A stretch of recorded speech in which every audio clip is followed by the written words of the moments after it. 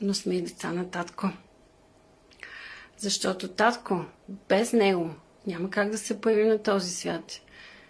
И това, което правим ние през целия си живот, несъзнателно, е да гледаме на татко през очите на мама. Защото каквото разкаже мама за татко, всичко е вярно за детето.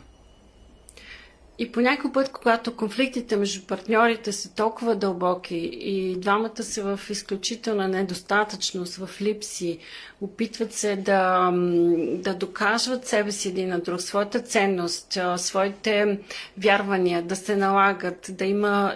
Вие знаете всичките до какви конфликти се стига по този начин, децата отново страдат. Защото когато майката не приема бащата, не може да приема и детето.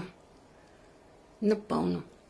Защото ние сме 50% мама и 50% татко.